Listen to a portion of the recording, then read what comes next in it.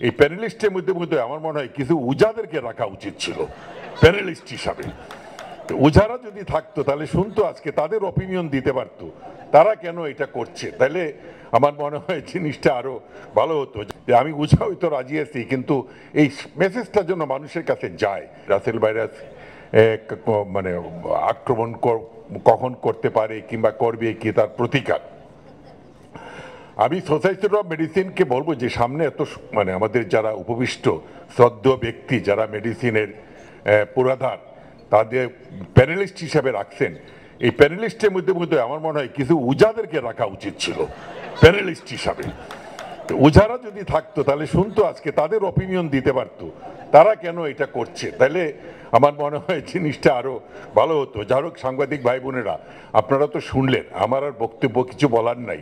আপনারা নিজেই আজকে শুনলেন, বাংলাদেশের মেডিসিন এর যারা কর্ণধার তাদের মুখেই শুনলেন যে রাসেল ভাইপারে কি করা কি করা না।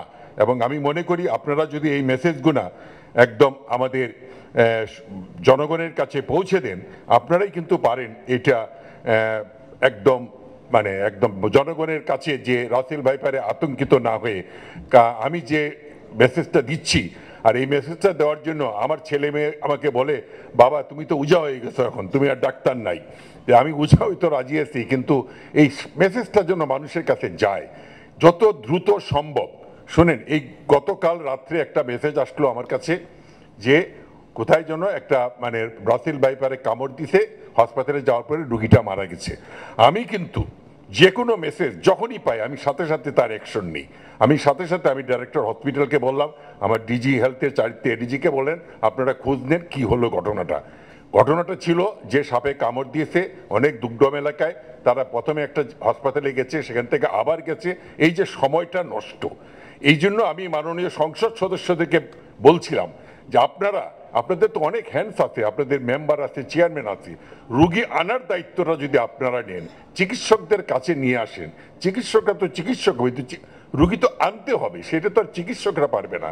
কিন্তু এই যে যত দ্রুত নিয়ে আসা যায় তাহলে কিন্তু আমরা রুগীটা বাঁচাতে পারি। সুতরাং এটা ভুল তথ্য গিয়েছিল মানুষের কাছে যে ভ্যাকসিন নাই, রুগী মারা গেছে। দয়া করে প্লিজ এই ভুল তথ্যগুলো দিবেন না। ভুল তথ্য দিলে মানুষ আতঙ্কিত হয়। রাসেল ভাইপারের অ্যান্টিভেনাম প্রচুর আছে, প্রচুর, এতে কোনো সন্দেহ নেই। যদি নাও থাকে আমরা আনার ব্যবস্থা করব, কিন্তু কোনো সময় আমি সংকট হতে দিব না। আমাদের যখন কোভিড শুরু হয় আমরা তো অনেক কিছু শুনছিলাম যে ঢাকা শহরে রাস্তাঘাটে ডেড বডি পড়ে থাকবে, এইখানে থাকবে, কিন্তু আমার এই মেডিসিনের চিকিৎসকরা, আইসিইউর চিকিৎসা কিন্তু দিন রাত সার্ভিস দিয়ে এ দেশের মানুষকে রক্ষা করছে।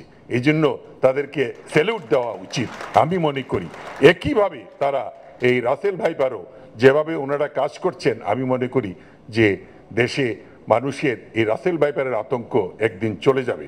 তাই আসুন আমরা সবাই একসাথে সচেতন হই, সচেতনের কোনো বিকল্প নাই। আমরা একসাথে সবাই মিলে সচেতন হয়ে এই আমাদের এই যে বর্তমান যে ক্রাইসিসটা, সেখান থেকে আমরা আশা করি উত্তীর্ণ হতে পারি।